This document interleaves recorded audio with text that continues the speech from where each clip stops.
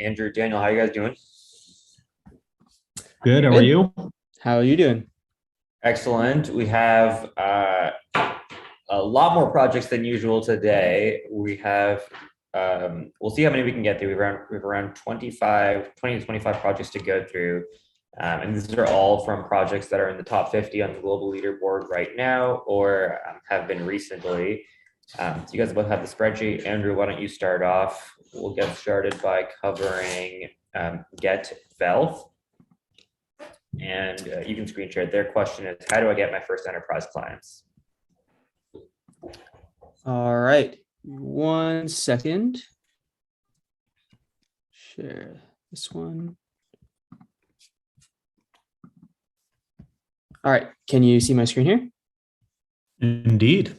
All right. So the first one is GetVealth. And the question is, how do I get my first enterprise clients? So let's take a look at the landing page and get a sense for what you're trying to do here. So it's a wellness program for professionals. So it looks like, you're an employee. If you're feeling burnt out, ideally your employer wants to help you out. So it looks like this would be a perk that an employer would offer their employees to avoid burnout and to increase productivity. So the question is, how do I get my first enterprise clients? Well, it feels like the people that are going to be more forward thinking on like employee health and wellness are companies that already probably offer a range of perks for their employees, whether it's like gym benefits or like work from home budgets, that sort of thing. And if I were you, I would look at the list of companies that have shown like interest in offering like these kinds of perks. I have a feeling that a lot of tech companies would probably fall into that bucket, probably also on the larger side, probably at least mid-size. I have a hard time thinking that like super early stage companies would get there. So I'd come up with a list of filters. Like Reddit offers some sort of existing perk. You can get that from scraping like job descriptions on like AngelList, for example. And then a requisite size, like maybe some funding raised and number of employees. And I just start reaching out to them and A/B test some emails, some cold outreaches to see how it works out. But yeah, your best bet is kind of talking to companies that kind of fit into the set of filters that you're looking for here. Hope that helps. Moving on to the next one, which is game big, an esports ecosystem. The question here, I believe, is, am I ready to raise a 50K pre-seed? So let's take a look at the slide deck real quick. No dedicated website for esports, one-stop solution for esports, simplified process for gaming events. Okay. Got it. Okay, so let's take a look at the website here. It's probably the easiest thing to look at from after looking at that deck real quick. So participate in esports matches, connect with people and reach gamers, find the perfect teammates. Okay, so this is like a team finding, like a looking for group service where it's two parts. One, find teammates to play with, and two, participate in a tournament and win prizes. So the question is, am I ready to raise a pre-seed? It really depends on a variety of factors. Obviously, like the category and the progress you've made, the team, the area that you're like, sometimes it's easier to raise in certain industries than others, or in certain parts of the world than others. So I would say it depends. From what I can see here, it's kind of a broad question that's hard to answer directly because it depends on like, the kinds of investors you're going after and where you're raising your money and all that. Based on the progress that you've written out so far,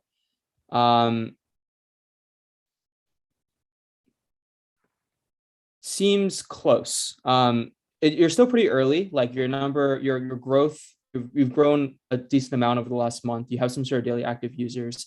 I feel like having some more information on like traction would go a long way here, whether it's engagement or how people actually competing in events, and also differentiation, because there have been a bunch of companies that have been started in this space. Like I know Gilded started as a looking for group service, and there's a bunch of other like on Discords and Reddits and subreddits all over the place. So I think this deck at the very least needs a little bit more fleshing out before you can really answer that question, whether on traction or differentiation. Before I can say confidently you can raise like a 50K pre-seed. I still think it feels a little early just from looking over this deck. And the next one. Well, I'll drop in one last point on that. Yeah. To Andrew's point about, I'm sure you know that there are other competitors. I think it's problem number one, you have on slide number 2, there's no dedicated website for it. For esports, people use Discord. I think it's important that you don't avoid what Andrew's mentioning, because the people who are going to invest are going to very much be aware of that. So you should call it out. You should say there are other companies. I understand that we're not the only one trying to do this, but here's what's different. Mm-hmm. Yeah, I think that, adding a little bit more context to the market here, where like people know, like esports has been around for a while. There have been attempts at this, and knowing where like the bodies are of what hasn't succeeded and what you've learned from that and can incorporate into this pitch, I think will go a long way. So the next question is ShopprBot, which is question feedback on business and when should I worry about monetization? Okay, let's take a look at this. So this is, I think I took a look at this company before. You're basically helping people on Telegram launch e-commerce stores and sell. So kind of like doing it over text, like via QR codes and that sort of stuff on Telegram. Okay, just scrolling through the landing page. You have your deck on your page, which is interesting. Let's take a look at that real quick.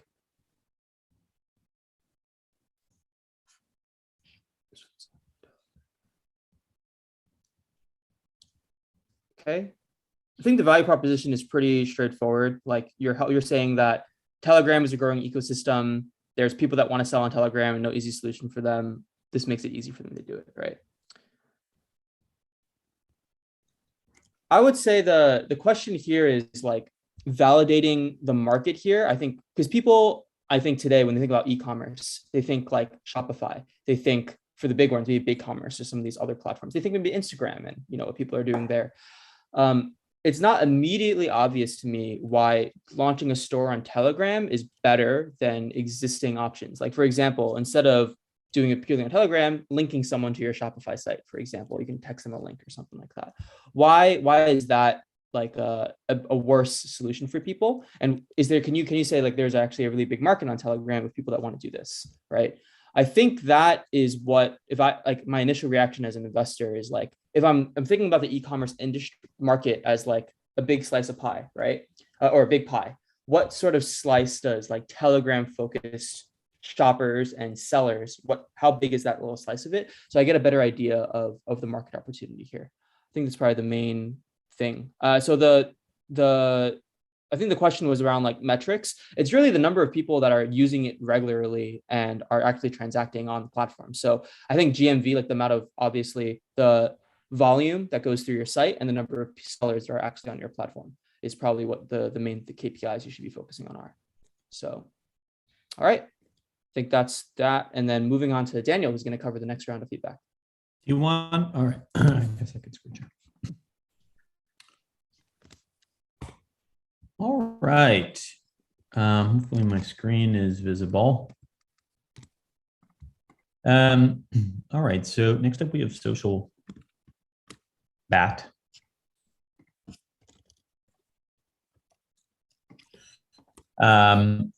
SociaBatt. And then the main question here is thinking about monetization. What should your KPIs be? So I guess for the audience, this is an app where you can debate or battle with your friends. I guess you could just, it's like, Thanksgiving dinner with your friends. You just fight about random topics. And what was the question? Monetization. I think, so that's a pretty vague question, and I guess you're going to end up getting a vague answer. And my apologies for that. I don't necessarily know that, in consumer apps, you need to focus on monetization on day one. You probably want to focus on getting usage. That seems to be a bit of a dumb observation, but that seems to be what Instagram and TikTok did. So now you could maybe, go the way of Substack and a lot of these other apps that are charging people small amounts of money per month. But really the right answer for you is going to be very dependent on your user base. And it's a bit hard for me to know who they are kind of with that high level question. But this seems great. I mean, it definitely feels like this is what Twitter is at the end of the day, is people debating or battling with their friends. And so I guess if you made it slightly more structured, maybe you could get real engagement. I mean, that's one thing that we've learned is, people love the inferno and the rage of debate. So there's that. Next up, we have crew charge. And crew charge is, well, let's first find out what it is, and then we can see if we can simplify their messages, the messaging. It seems to be some type of funnel optimization tool, which is nice. Funnels definitely could be more optimal. See customer behavior, automate actions, and collect feedback. So I guess my first piece of feedback, the value I can offer here is, I guess I'm just a relatively dumb consumer that is seeing this for the first time. So I can kind of live narrate what my mind is experiencing, which is I'm not quite sure what this is supposed to do. So you can kind of see me clicking around in mild confusion, which is fine. But I'm still trying to kind of grok what it is. I think you have this issue where like this first block is very different from this second block. It's a bit like a rap song where the stanzas don't follow each other. And sometimes that works in rap songs. But anyway, what would the simpler messaging be? It's a great question.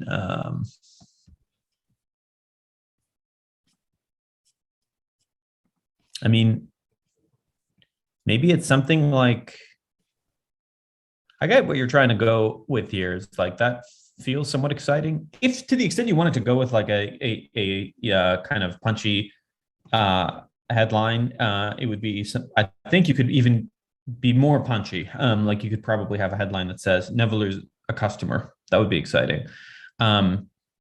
But if you're going to do that, then your kind of H2 tagline really has to explain what you do.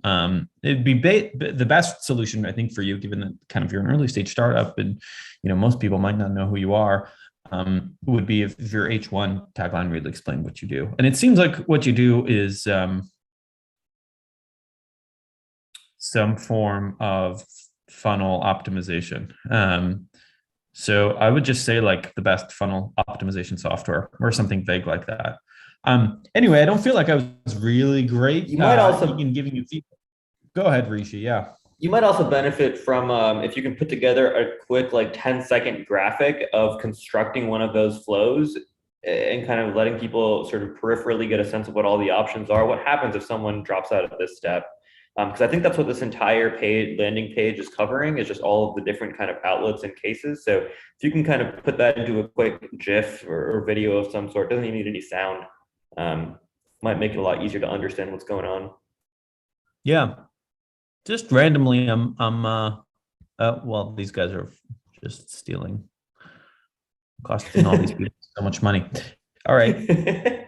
Now, did you notice that page itself was A/B optimized? I don't know if you noticed, as it was loading, it changed text.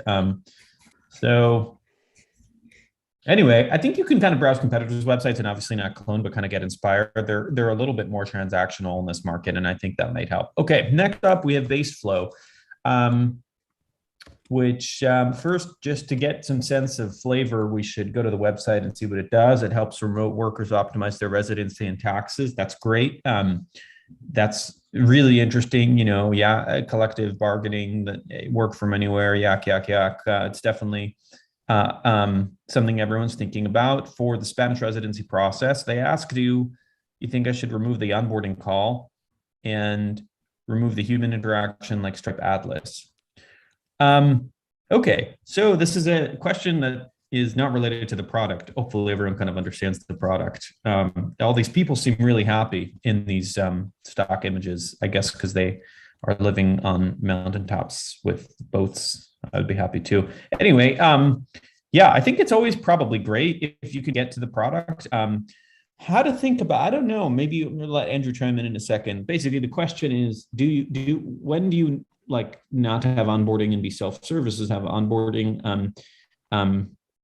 if you can have self-serve pretty easily. I mean, obviously, like if you have a really complicated product that self-serve will take forever to build, you don't want to take forever to build. But if you can do that pretty quickly, kind of like Stripe Atlas did, should you not always just do that versus being self-serve? And my thesis would be yes. Like if self-serve is easy, always be self-serve. Andrew, do you have a take?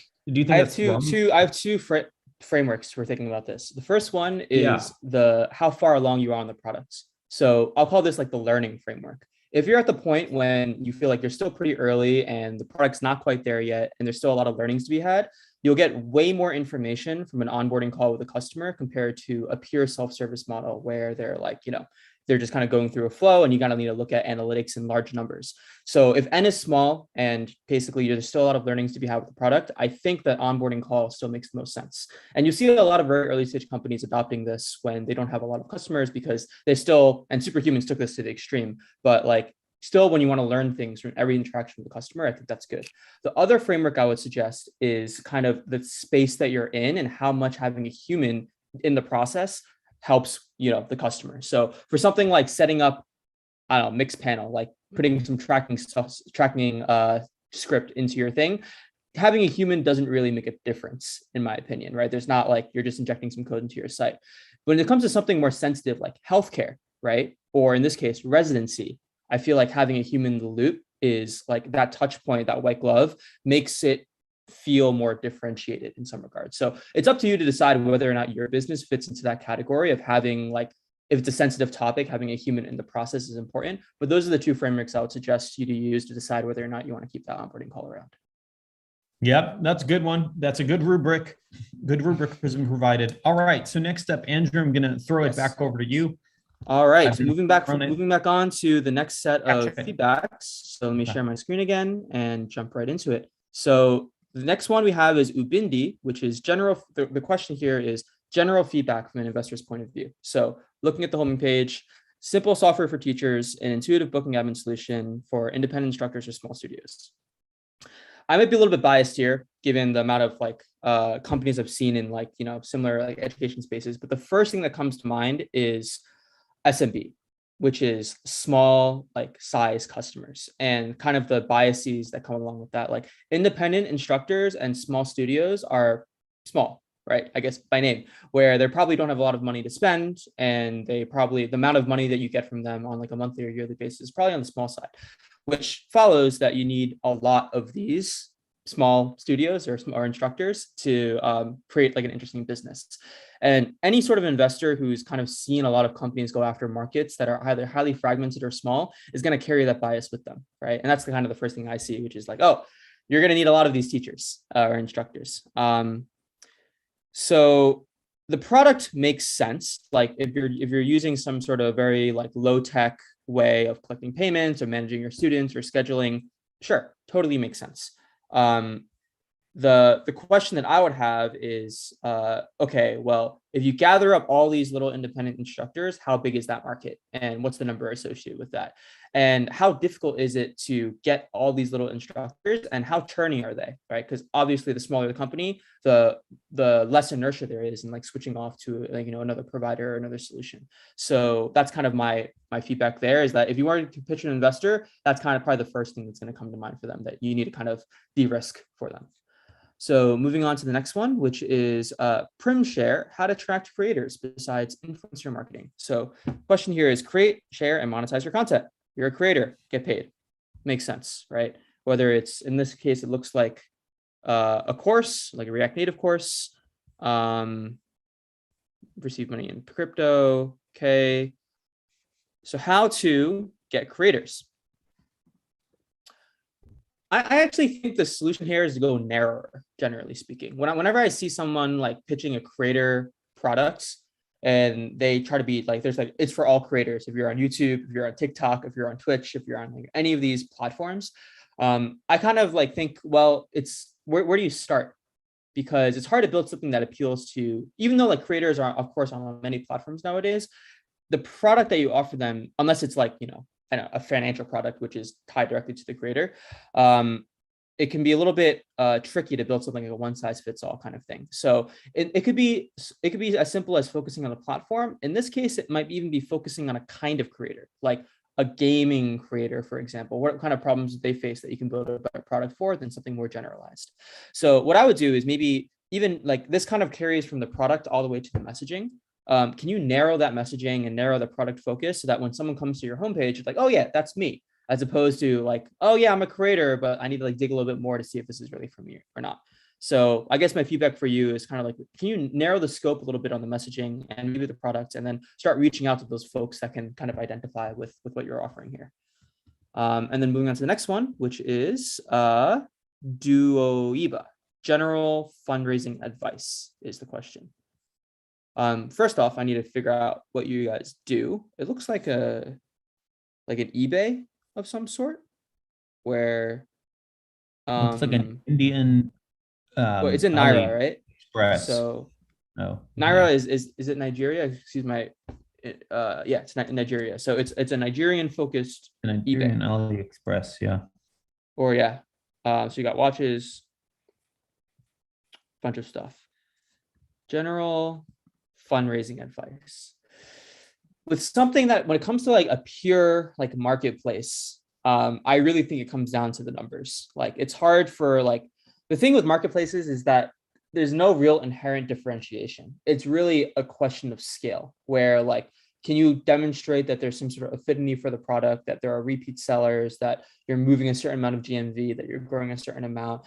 It's harder for you to paint like a vision of like, you know, some sort of like recurring revenue, like SaaS, like a sticky product, because a marketplace is only as good as like the buyers and sellers that are on the platform. You take Airbnb, you take Uber, you take all these sorts of companies. So the vision for this needs to be a little bit differentiated, whether you're like the go-to place in Nigeria, or you're doing something more different than what like eBay or like, you know, Ali, whereas Babo is doing or whatever.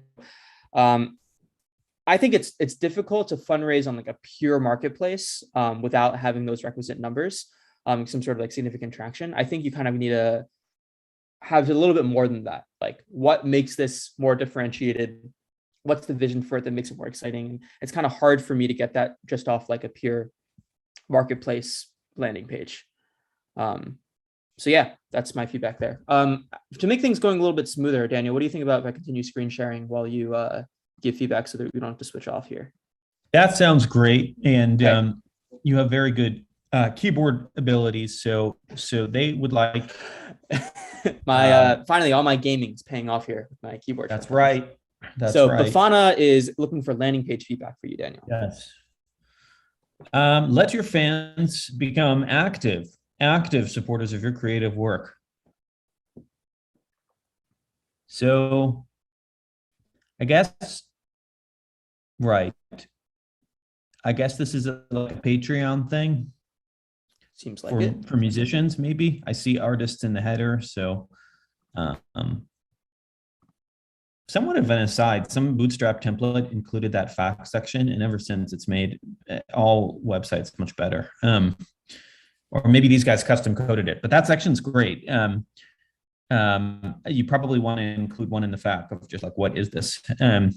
Let's go up to the top super quick. And yeah, so I guess my high level landing page feedback is you're really hinging the company. Yeah, go click on artists. You're really hinging the company on the word active supporters. I don't really know what that means. You know, active supporters of your creative work versus, I don't know, non-active supporters. I think this is basically get funded by your fans is probably what you want to put on your landing page if you're appealing to artists. And that's cool. I mean, you'd want to think about how it's better than the existing platforms that do this. I'm sure there is some type of answer to that you guys have in your head, but that would be the landing page like footer I'd put up there is get funded by our fans or something. Andrew, do you have any other additions? Yeah, the main thing is differentiation. Like your person is coming here evaluating you versus Patreon versus many of the other things of how they can get paid by their fans. Like what makes it better? Like what makes it more interesting to them? Are you focused on like a certain kind of creator, a certain locality, like Rwandan creators get paid in like the local currency or something else. Should a founder just say the name of their competitor, by the way, in their tagline, or is that a faux pas? Meaning, suppose these guys are Patreon, but cheaper. Should their like landing pages say cheaper Patreon, or do not include the word Patreon? I think probably not, but let them make their own associations of how you say it's better. Like if you offer some sort of feature that makes it better, they'll be able to connect it with Patreon as opposed to explicitly having them on your page, but yeah, that makes sense. Whatever works. All right. Next up, we have Permify. Okay, we get and to the question here is, can you easily understand what problem it solves? Don't work too hard. Build granular access control under 30 minutes. Kind of. I mean, yeah, I don't know that that's correct English, and I don't know that I should be allowed to make that comment given how many typos I make, but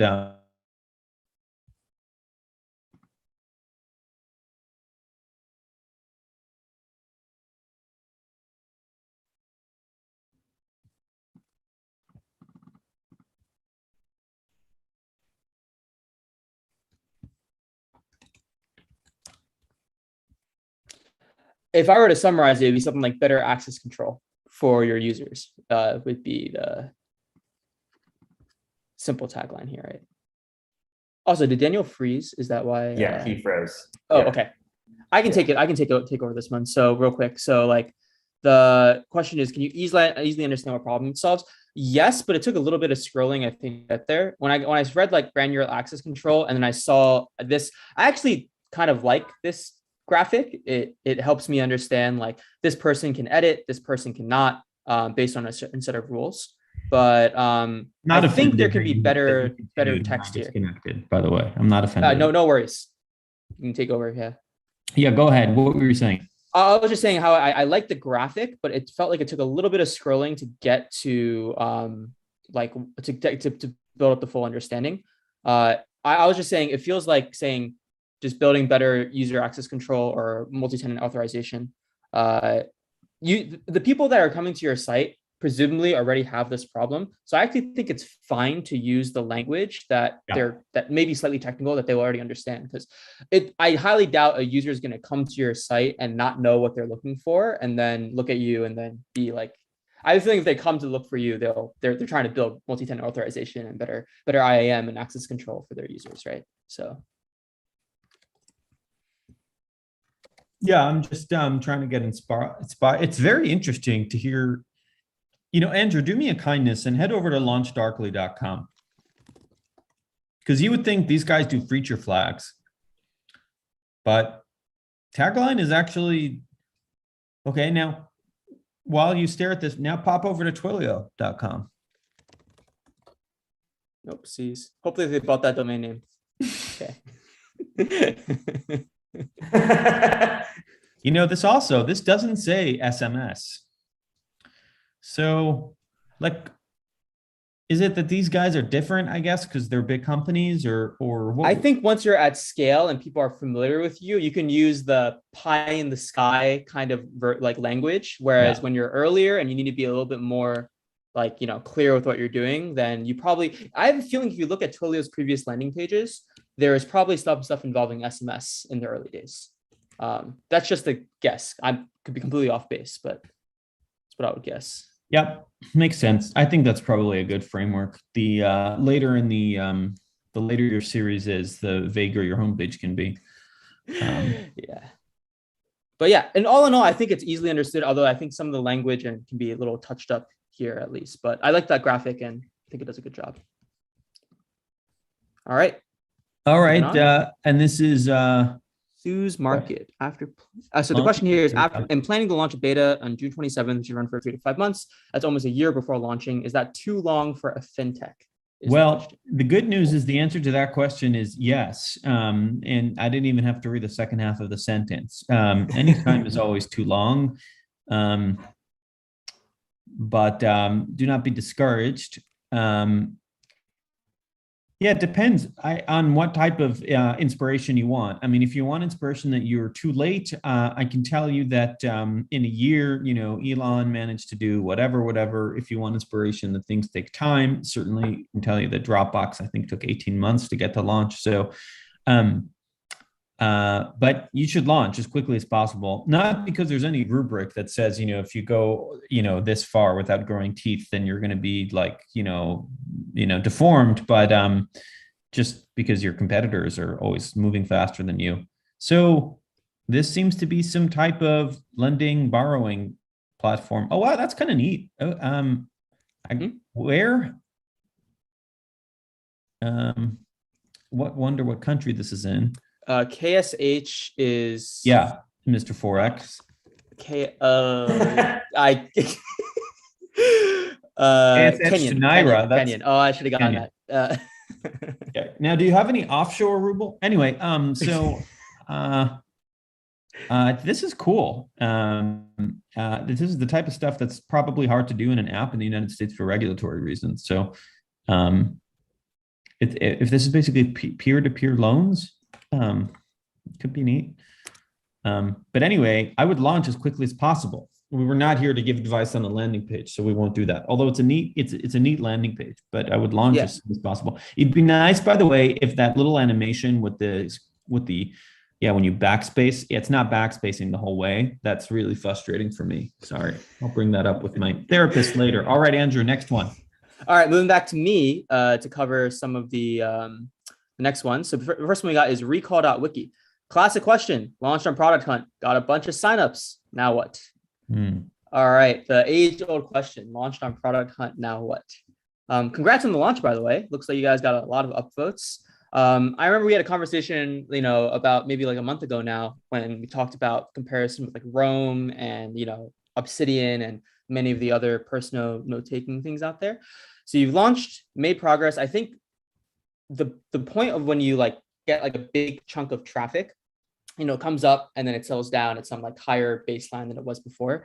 It's a great time to talk to users, especially the ones that, when you do that little thing and then the ones that were here, the ones that where it didn't end up like, working out and they churned. That's something that I remember doing. And I got a lot of learnings because usually when you kind of start out, you don't get much traffic. And when you get this big boost of traffic, you get this big influx of people sending you messages, using your app in ways you didn't expect, and people churning. And for me, at least, that's like kind of the best time to engage with the people that are using your product and have left, to ask them why they churned and set up a few interviews there.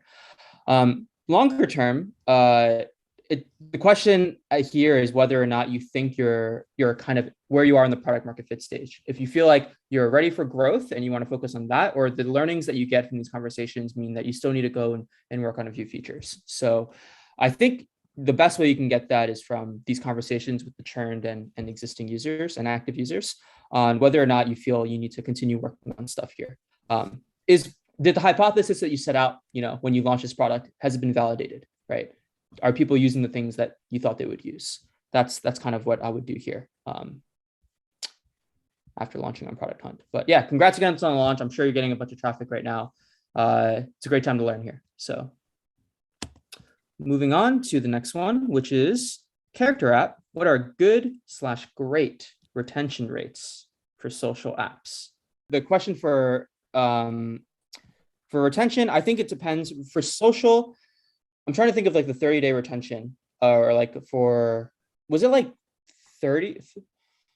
I think it was like something along the lines of like 30% or better is good for 30-day retention, but I can't remember exactly. Daniel, you might have a better sense than me for what the most recent one is. I mean, for a consumer product, like legendary retention, like if you look at the what are those cohort charts, like probably the best thing in the world is something like Netflix, which still has like 6 or 7 weeks in 80-90% retention. I think that's something you see, that type of thing. I mean, HBO Max has similar numbers. That type of thing you see once in a decade. I'm sure there's articles online in particular. What this person cares about, it's a dating app, right? Yeah, I don't think it's a dating app. I think it's actually Platonic. I remember their Pioneer application. It wasn't focused on dating. No, it was focused on meeting friends, not dating. Yeah. So actually what you want, I imagine your character app person wants, is good retention numbers benchmarked on my industry. So you should decide what industry you're in. You can decide that you're in dating. If your retention numbers are better than most dating apps, you should decide that you're not in dating if your retention numbers are worse. And you can, I think with some quick Googling, you can pretty quickly find out. I mean, Match Group is public, so these guys will report some form of retention. Yeah, I actually think you can look up the 10, like, even though you're not in the dating space, it might be a good comp just because people might be using your app that way. So it might be an interesting comparison to use regardless. But yeah, I think there's plenty of stuff you can look at, like also App Annie and other similar metric tracking sites have posted retention numbers for like mobile apps that you can take a look at. That might also be helpful. Yeah. So moving on to the next one, which is try Casa. My competitor is Insider.com. In a sense, I'm building a 10x better product. The part I'm struggling with is they're all in one bundled company platform and startups to start with a small feature unbundling. How do I start with 1 to 2 features and still have a bundled platform like them? Community has to be customizable, hence multiple features, not just one. Okay, that's a lot, but it sounds like your question is, should I be worrying about this competitor that does more than me? Is the gist of that, right? Think about what your advantage is, right? There's companies that have bundled, LinkedIn, for example, has bundled up a bunch of stuff into a single thing, right? As a startup, your advantage is you can focus on one of those things, not all 10 at the same time, when these big companies need to focus on all 10 of those things. So the question here, I think, isn't so much like, should I have a bundled platform like them? Like, what would I need to get to that bundled platform? I would say you kind of hit the nail on the head on the first part of your question, which is focusing on that 1 to 2 features that you think is more important than the other 9. And you learn what this is by like asking your user, like, hey, like, what if you're using this other product, if they're using your competitor's product, right? Where's the most value being created? Talk with them, and maybe they're using like one specific thing rather than the other ones. In this case, it looks like feedback is what you focus the most on. And that makes sense to me. Like us at Pioneer, we think that product feedback is a pretty important part of, building communities and building businesses, right? So in other words, don't worry about it. Don't worry about the bundling. It's good to have like a vision of where you are down the road, but I don't think that affects your short-term product development. So that's the feedback I would give you there. Yeah. Anything else that you wanted to add there? Me? Yeah, sure. Eddie or Rishi. No, I have nothing to add. Maybe Rishi does. Mm-hmm. Nope. All right, sounds good. Yeah, moving on fantastic. to the next one, Yes. which is TheTactic.studio. How to monetize a community without affecting it. How to focus on product community building versus growth. Let me ask you a different question, Andrew. What's up? What's an example of like the most successful community monetization thing of late? So Substack comes to mind. Is there anything creative that's been done? Community monetization. I guess a lot of people that in the crypto money space would throw out a bunch of tokens, because the nature of the business model of most of Web3 is community monetization. Yeah. So, but other than that, if I had to think outside of crypto, I think Substack is a good answer.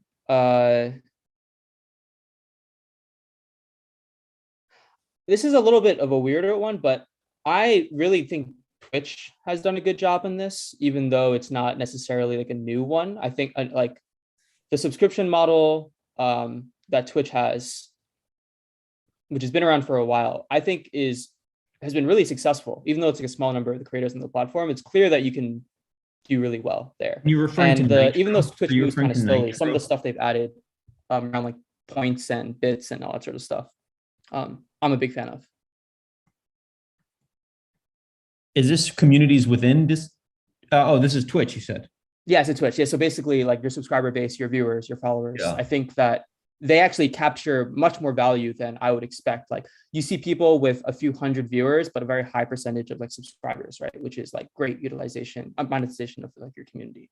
Now, this thing we've landed on the TACtic. Mm-hmm. Tactic. It does seem to be like a kind of what's going on? We're going back in time. Oh, sorry. Yeah. I thought you were asking about the previous company here. No. This is the one we're currently. Which one are we doing? Aren't we doing this one? Oh, we're currently doing this one. The Yeah. TACTIC. Yeah. This feels like a kind of Substack monetization style thing, where, as far as I can tell, it's a kind of wire cutter for digital nomads. What do you think? The wire cutter comparison is interesting because it's combining like tools, so like products that you would use. It's finding opportunities like maybe like a job board as well. Like we're basically saying like, well, these are the things that you should be using as a digital nomad, right? So the wire cutter comparison is interesting. A related one, as you think about kind of these monetization of communities, that I find interesting is Rome Research. And I don't know where that thing will go, but it's a cult. Effectively, it's a monetized cult. And it's a product for context for folks. It's a note-taking app with hyperlinks, but it's a cult and it's monetized, and you pay them to use the product. And so that's another variant. I mean, if your core focus here is like, it seems like you guys do a bunch of things. Like there are ways of monetizing pieces of this, right? And AngelList comes to mind, like the job board thing, right? It's a simple way to be charged like ads or something along those lines. Like because you have remote work, you have a whole job board on here, right? So that's like a clear way of monetizing. But I think it'd be better if, like, I don't know if that's the core feature here of this overall product, but that's one way that, like, if I think of the AngelList comparison, right? There are a bunch of people that are interested in startups that are going to a web page. In this case, a bunch of digital nomads that are interested in lifestyle that are coming to your web page. The main monetization was like helping them find jobs and charging the job posters, like, some sort of percentage fee. So basically acting as ultimately monetizing via recruiting. So there could be something like that here. All right. Good stuff. Next up, we have three more. StyleSpace. StyleSpace. The question is landing page feedback. Discover your style. As you can tell by my general apparel, I'm the perfect target audience for this website. So I do feel honored and very knowledgeable and happy to help. It's funny. Yeah. I mean, I like that you're hovering here. It's really towards the end of the page where I kind of understood what it does. So the simplest thing would be to just bring that up earlier. It's so interesting. Sometimes I find, I don't know about you guys, I find when you have very large text combined by a smaller H2, I basically never read the tagline. And if I can't figure out what it is, then I start scrolling. It's almost like my brain is temporarily blind to the H2 text. But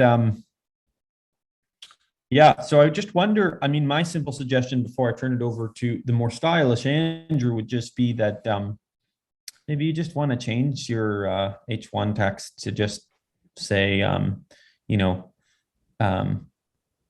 find stylists near you in a click or something like that. What do you think, Andrew?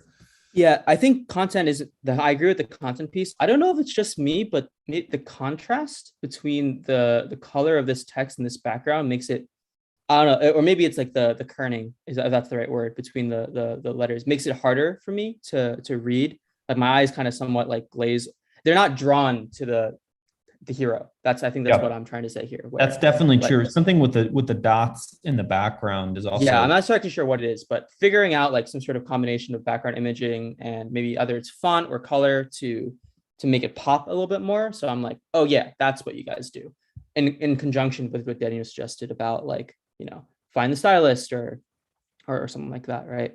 Because looks like what this does, right? You connect with the stylist. Yep. Yeah, I think it's the main piece. Other than that, I like the like you mentioned some of the stuff that you do down here, some examples. I think that's fine. Who the stylists are. It looks like you kind of repeat here though. I don't know if this is necessary when you kind of talk about the featured style sessions and then And then typically when you scroll down a landing page, I don't think you expect always like repetition either of like some content, but of the appearance of the page. And here it looks like you repeat the block like one more time, right? With basically more of the same thing. So either you can combine these or you can simplify this, I think. Yeah. And maybe how it works, like Daniel said, bump it up maybe to the second thing or something like that, because that's probably what people care about after reading the hero. Yeah. All right. Afterplay, general feedback. Plo gaming. I want to click start now. Okay, that's cool. Is this like a ROM emulator thing? Looks like a ROM emulator thing. That's what it looks like to me. WebAssembly ROM emulator. All right, cool. Takes me back. Yeah, I think everyone at a certain cohort, when they just see those icons, I mean, it's the real nostalgia sounds. What's the question here? General feedback is the question. Oh, seems good. I always, yeah, I mean, I don't know how the ROM stuff makes money ever, because I don't know what the legal dynamics are there, but the stuff has a ton of users. I mean, those Reddits are thriving. So looks like the way they're making money is access to more consoles. So I'm assuming you can play on different consoles and have. When I used to play ROMs, I used to hold spacebar for 4x speed, and it looks like they offer that as a paid feature here. yeah, I mean, maybe this could just work. I don't know. Like, it'd be interesting, in particular, if you went after publishers that are defunct. And maybe you start with everything, and then Nintendo sues you, and then you're like, fine, we'll take down the like Nintendo stuff, but you keep all the other games. I guess the one issue is the stuff is already really good and free. So, and yeah, so yeah, we want to figure out, I guess really what the question is how can you get people to pay money? What's going to be a differentiated feature? My take here as someone who has played a lot of ROM games is Daniel's point. It's hard to compete with free. I think the way that people have been successful in the past is through some element of convenience. Yeah. And the example I draw upon here is like Spotify. Like, I don't know about you guys, but I was all up in that LimeWire when I was in like middle school, like downloading songs and importing it to my iTunes, but I need to drag it to a folder and copy it over. And sometimes it'd be wrong. And I need to find the other song and all that sort of stuff. And when Spotify came around, like I pay for Spotify just because of convenience. It's nothing I can't find myself on the internet, but it's literally one search away, one click, as opposed to maybe the 5 to 10 that it would take me otherwise.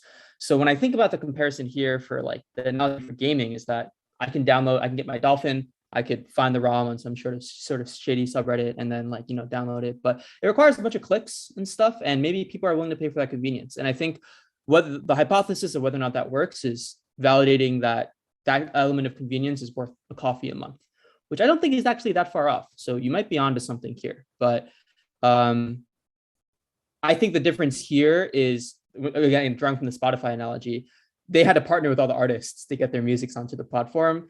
It feels like doing that with something like a Nintendo is going to be infinitely harder. So there are some hoops you need to jump through to fully complete that analogy, but there is something there. It's very interesting how WebAssembly is actually a massive threat for the iOS App Store. There's a different question for another time. Yeah. I like the idea a lot though. You're using some like the technical what is it? Tailwind is there. Like WebAssembly is bringing a lot of really cool stuff online. It's awesome to see stuff like this that I would before needed to do in Project 64, right? Or something, or another ROM emulator. So, all right, last one, TravelFever.io, product/landing page feedback. Let me just close these tabs. Product/landing page feedback.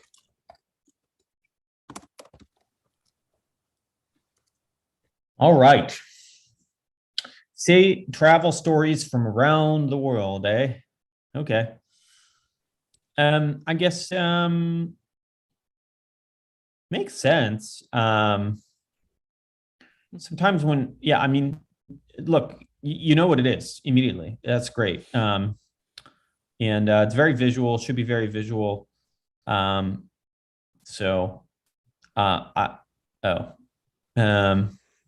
There's an insecurity here, I guess the team has, that you won't know what it is, which might be too potent. I actually think you got it right. Like the landing page, at least for me, you explains what it is. I don't know that I'll remember to use it. I mean, maybe that's the next question. There's, maybe that's fine because maybe it's just like an SEO thing. Like maybe this wants to be a WordPress for travel, which could be great. But I actually think that the landing, it's like aesthetically, I think the landing page could obviously, use another pass and look a little bit, cooler. But you definitely understand what it is. What do you think, Andrew? I think I understand the page pretty clearly, like travel stories. I'm imagining like a collection of all those WordPress blogs, those like travel bloggers that like have those nice pictures and all that sort of stuff. And this is basically looks like a collection of them. That's the landing page feedback, which it makes sense. The general feedback is more about like how this is like a big business. It's a little bit harder for me to see like if you had a collection of all these like different WordPress sites and all these travel stories, I can see, maybe like building some sort of community around it and, paid access to certain stories or tips from like frequent travelers. But it's harder for me to make the jump to this being like a really big business, at least from this landing page. So that's my general feedback there. Yeah. On the plus side, I will say if you can capture like a large volume of travel traffic, it's very monetizable. Like if you can be responsible for directing people to hotels, and it's why you see so many Points. Like I think the Points Guy group, whatever that parent company, does hundreds of millions of dollars a year in cash flow. Yeah. So, you just kind of have to figure out what the wedge is. Yeah. Okie dokes. All right. I think that brings us to the end. All right. Thanks for tuning in, everybody. Very productive. Excellent. All right. Well, that's it. Thank you, Andrew. Thank you, Rishi. And see you all soon on the internet. Catch you guys in the next one. Bye-bye.